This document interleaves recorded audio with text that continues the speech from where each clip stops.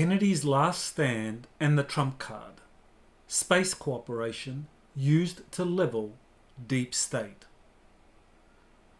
On November 12, 1963, President Kennedy reached a bold agreement with Soviet leader Nikita Khrushchev. Joint lunar missions to end the Cold War.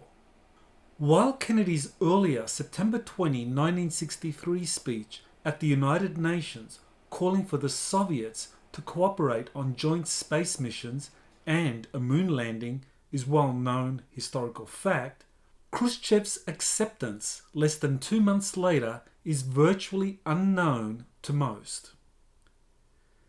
Kennedy's request and subsequent agreement with Khrushchev represented far more than an attempt to end Cold War tensions over the escalating number of nuclear weapons being built by the US and Soviets. Kennedy was boldly attempting an end run around the deep state's blockade on releasing classified UFO-related technologies that could spark worldwide advances. On June 28, 1961, President Kennedy sent a top-secret national security memorandum requesting his CIA director, Allen Dulles, prepare for him a, quote, review of MJ-12 intelligence operations as they relate to Cold War psychological warfare plans, end quote. Kennedy referred to an interagency control group called Majestic 12, which had been secretly set up on September 24, 1947 to manage the UFO-related issues and technologies. While Kennedy's June 28 memorandum has not been officially declassified, expert examination of the leaked document supports its authenticity. Dulles's response to Kennedy's memorandum is revealed in another leaked top-secret document issued on November 5, 1961. Dulles's response gives an overview of the MJ-12 activities with regard to psychological activities which he confirms involves the UFO issue. It describes UFOs as part of Soviet propaganda designed to spread distrust of the government. Dulles's letter acknowledges it is possible that some UFO cases are of non-terrestrial origin, but these do not constitute a physical threat to national defense. Most significantly, Dulles's letter states, quote, for reasons of security, I cannot divulge pertinent data on some of the more sensitive aspects of MJ-12 activities, end quote. What Kennedy did not know was that in addition to denying his request and blocking his other efforts to assert presidential authority over MJ-12 operations and UFOs, Dulles organized for MJ-12 to issue 8 directives in October 1961. The directives authorized the removal from office of members of Kennedy's administration if they threatened MJ-12 operations. In Kennedy's Last Stand, published in 2013, I document Kennedy's multiple efforts to assert presidential authority over the MJ-12 group and classified UFO files.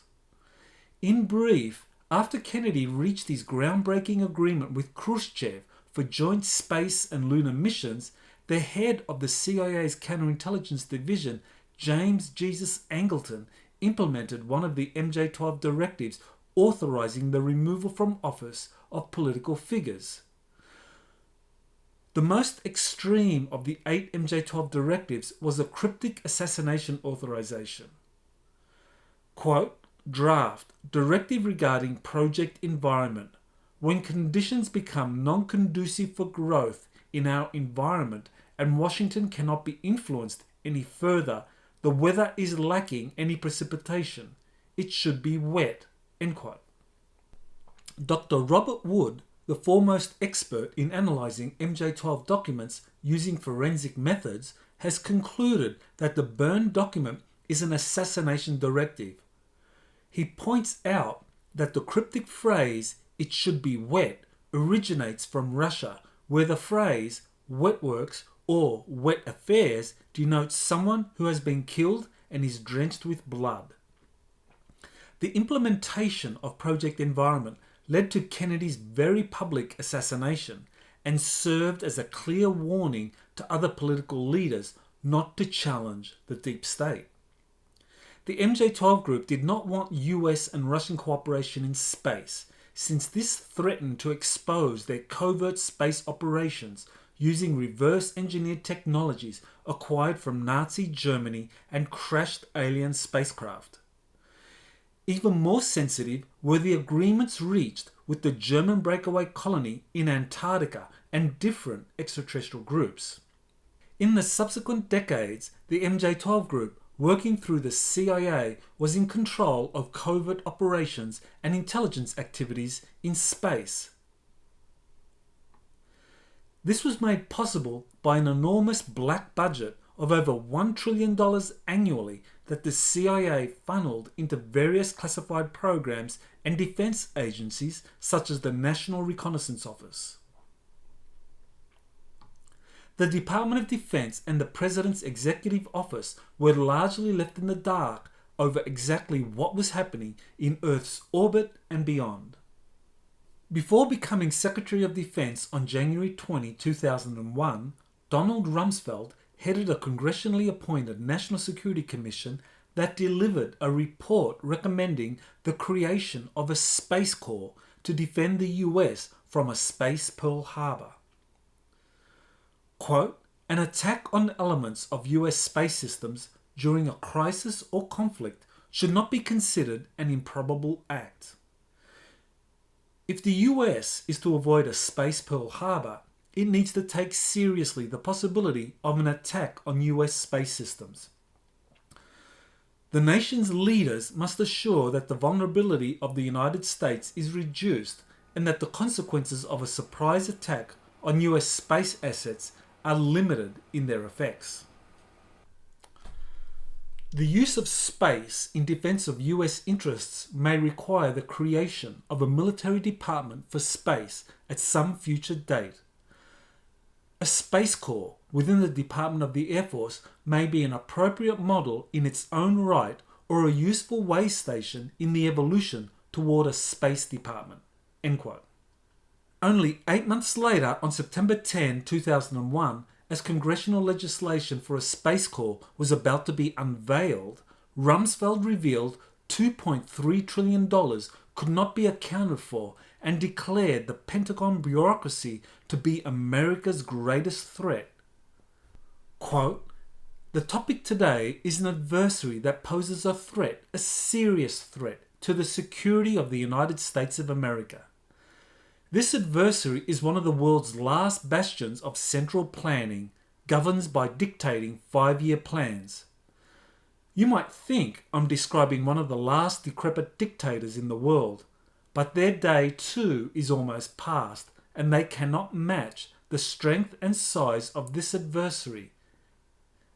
The adversary is closer to home. It's the Pentagon bureaucracy. In this building, despite the era of scarce resources taxed by mounting threats, money disappears into duplicative duties, bloated bureaucracy, not because of greed, but gridlock. Innovation is stifled, not by ill intent, but institutional inertia." End quote. In his speech, Rumsfeld was not only identifying the reasons for the missing money, but also signalling that it could be used to fund necessary, though expensive, Pentagon initiatives such as Space Corps. One day after his provocative speech, the September 11 false flag terrorist attacks embroiled America in unending Middle East wars against a contrived global terrorist threat. Consequently, the proposal for a Space Corps was shelved for nearly 20 years until the second year of Donald Trump's presidency. On March 13, 2018, President Trump first introduced and in succeeding months formally proposed the creation of Space Force as a sixth branch of the US military. Like President Kennedy before him, Trump had a bold vision of cooperating with Russia to implement his presidential agenda and end the new Cold War. During his first presidential election campaign, Trump made many overtures to President Putin of Russia to cooperate on a range of global issues. Again, like Kennedy, Trump envisaged the release of new technologies to take humanity into a new era of prosperity and cooperation. This is evidenced in Trump's 2017 inaugural address, where he said, quote, "We stand at the birth of a new millennium, ready to unlock the mysteries of space, to free the Earth from the miseries of disease, and to harness the energies, industries and technologies of tomorrow." End quote. Like Kennedy, Trump called for joint moon missions with other spacefaring nations, including Russia. On December 11, 2017, President Donald Trump issued Space Policy Directive No. 1, which called for the return of humans to the moon, the commercial exploitation of space, and human missions to Mars and beyond. The directive called for, quote, "an innovative and sustainable program of exploration with commercial and international partners to enable human expansion across the solar system and to bring back to Earth new knowledge and opportunities." End quote. Just as Kennedy had attempted an end run around the deep state's opposition to him gaining access to classified UFO files, Trump's Space Force proposal is likewise an end run around the deep state's blockade on releasing classified reverse-engineered technologies that could spark a global technological revolution. In addition, Trump's creation of Space Force threatens the deep state's attempt to make America vulnerable to a space Pearl Harbor by embroiling it in a never-ending war on terror. At the same time, the deep state has been covertly helping communist China for decades to develop anti-gravity spacecraft and to build a powerful space navy, as I warn in Rise of the Red Dragon, published in 2020. Trump is facing massive retaliation from the deep state over his plans for outer space cooperation, joint moon missions, ending the Cold War with Russia, and establishing a space force, just like Kennedy had before him. The 8 Majestic 12 directives, or some updated iteration of them, establish drastic methods that can be used to remove or take out any political leader who threatens their operations. Today, a stolen election, rather than physical assassination, is the deep state's solution to removing President Donald Trump, yet another troublesome leader, from political office.